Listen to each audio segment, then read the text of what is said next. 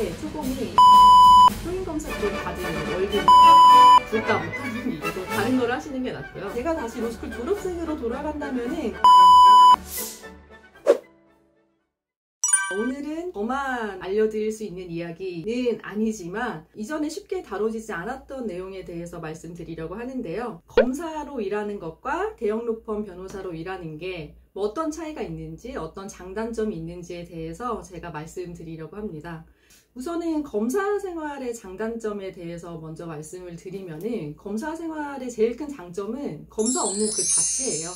검사가 이제 기소하고 소추하고 뭐 보안 수사하는 역할을 하는데 그 업무를 할 수 있다는 것 자체가 굉장히 큰 장점이고 영광이기도 하죠. 또 법조인으로서의 가장 큰 장점은 다양한 사건을 한꺼번에 많이 경험을 할 수가 있어요. 제가 검사로 일할 때는 수사권 조정 전이라 뭐 모든 사건이 다 검찰로 송치가 됐거든요. 그때 보통 한 달에 처리하는 건수가 한 200건 정도 돼요. 제가 검사로 일하면서 경험했던 전담이 이제 성범죄, 뭐 마약이나 강력사건, 부동산, 금융, 조세, 환경, 지식재산권, 음주운전이라든지 뭐 교통사고 사건, 뭐 살인운영 배임 등의 재산범죄 사건, 그리고 일반적인 명예훼손 사건들은 모든 검사들이 그냥 평소에 계속하는 업무고요. 이제 검사로 일하는 거에 가장 큰 단점이라고 하면은 굉장히 경직되고 수직적인 조직 문화가 가장 큰 단점이죠. 업무를 할 때도 마찬가지고 일상생활을 할 때도 되게 조심스럽고 누구를 새로 만날 때도 항상 조심스러울 때가 많고 명예직이다, 권력이 있다 이런 이야기를 많이는 하는데 일반 검사로서는 실제로 일을 할 때는 체감은 거의 못해요. 수직적인 조직 문화를 이제 단편적으로 나타내는 게 검사들은 검사끼리 검사님이라는 호칭을 마음대로 쓸 수가 없어요. 검사님이라는 호칭은 이제 선배 검사가 후배 검사를 부를 때만 검사님이라고 부를 수 있고 후배 검사는 선배 검사님한테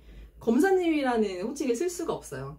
만약에 뭐 부장님이나 차장님, 뭐 수석님 이렇게 직위가 있으면 직위로 부르고 직위가 없는 일반 평검사 사이에서는 선배님이라고만 불러야 되고 검사는 그냥 모든 일상생활이 의전과 함께 하는데 엘리베이터 탈 때 순서 정해져 있고 어떤 종류의 차를 타는지 누가 운전하는지에 따라서 앉는 좌석도 다 정해져 있어요. 그리고 식당이라든지 아니면 다 같이 회의하는 자리에서도 석순대로 이제 앉아야 되는데 예를 들어서 한 10대명의 처음 보는 검사들이 처음 보는 자리에서 식사를 한다고 하더라도 자기가 어디에 앉아야 될지를 다 알아요. 정신적인 스트레스도 굉장히 큰 직업입니다.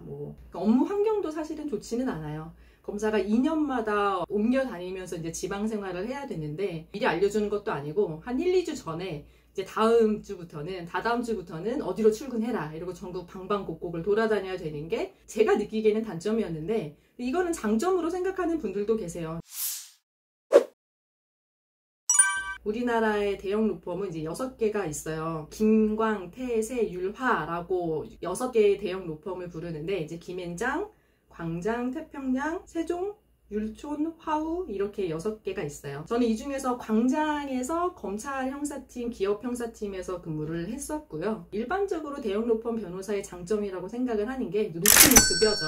요즘 기준으로 해서 6대 대형 로펌에 입사를 했을 때 초봉이 1억 5천만 원 정도 돼요. 근데 이제 검사 초봉은 그거랑 차이가 많이 나죠. 제가 오늘 이거를 찍으려고 이전에 제가 초임검사 때 받은 월급 내역을 한번 확인을 해봤는데 사실 검사 월급은 법으로 정해져 있어요. 그래서 법을 보면은 검사의 월급이 얼마인지 볼 수가 있는데 이제 공무원이다 보니까 월급 외에도 수당이라든지 뭐 여러 가지 나오는 게 같이 있거든요. 그래서 그거를 제가 초임검사 때 받은 거를 다 모아봤더니 한 6천만 원 초반 정도 됐던 것 같아요. 물론 이제 제가 초임검사는 지금보다 많이 오래전 얘기고 대형 로펌에서 이제 복지제도도 여러 가지가 되어 있는데 복지제도 중에 좋은 게 유학제도가 있어요. 유학제도는 이제 대형 로펌에서 어소 변호사로 6년에서 7년 정도 근무하면은 외국에 1년 정도 유학을 보내주고 뭐 학비라든지 체류비라든지 이런 것들도 다 로펌에서 지원을 해주고요.